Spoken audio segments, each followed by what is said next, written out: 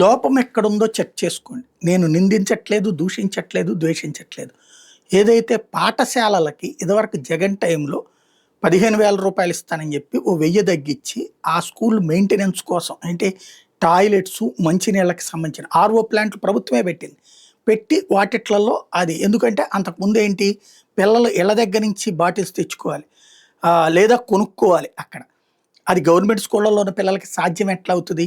దాంతో ఇబ్బంది పడేవాళ్ళు. టాయిలెట్లు అయితే కడక్కపోవడం వల్ల వాళ్ళు అసలు మంచినీళ్ళు తాగడానికి నానా తిప్పలు పడి చివరికి వాళ్ళు కిడ్నీ సమస్యలు తెచ్చుకున్నటువంటి వాతావరణం. ఆడపిల్లలు అన్యాయానికి గురైపోయేటటువంటి పరిస్థితి. మగపిల్లలు అయితే బయటికి వెళ్ళి ఎక్కడో చోట పోసుకొస్తారు.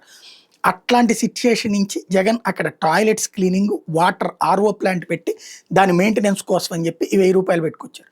ఆ తర్వాత రెండో ఏడాది ఇంకొక రూ. 1000 తగ్గించి అంటే వాళ్ళకి ఇచ్చే 15,000 ఫ్రీలు ఇంకొక రూ. 1000 తగ్గించి ఆ డబ్బులతో స్కూల్కి సంబంధించినటువంటి ఎవరైతే ఊడ్చడం, తుడవడం ఇట్లాంటి వాటికి అవుట్ సోర్సింగ్ వాళ్ళని పెట్టుకోవడం, ఆయా తరహా అట్మాస్ఫియర్ అట్లాగే వాచ్మెన్ని పెట్టుకోవాలన్నటువంటిది పెట్టుకొచ్చారు. అది ప్రభుత్వం ఏమి చేసుకోదు.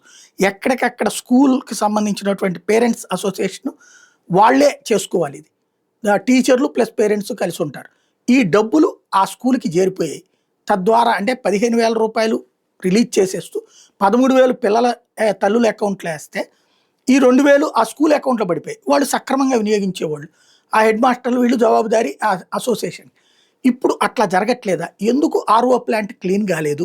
ఎందుకు ఇప్పుడు పార్వతీపురం మన్యం జిల్లాలో పిల్లలు ఇట్లాగా అనారోగ్యం బారిన పడి ఆసుపత్రి పాలయ్యారు? 2 ప్రాణాలు కోల్పోయి అనేక మంది ఆసుపత్రిలో చికిత్స పొందాల్సిన పరిస్థితి ఎందుకు వచ్చింది? లోపం ఎక్కడుంది?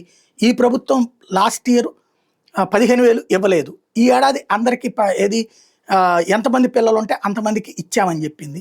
అయితే పిల్లలకి జగన్ని రూ. 13,000 ఇచ్చి మోసం చేశాడని చెప్పిన ఈ ప్రభుత్వం అధికారంలోకి వచ్చాక వీళ్ళు 13,000 ఇచ్చారు. కాకపోతే ఎంతమందికి అయితే అంతమందికన్నా మరి ఆ 2,000 ఆ స్కూల్ అకౌంట్లో జమ చేయలేదా? ఏం జరుగుతోంది అసలు? సమాధానం స్పష్టత, నీతిగా, నిజాయితీగా, బాధ్యతగా చెప్పగలిగితే బాగుంటుంది.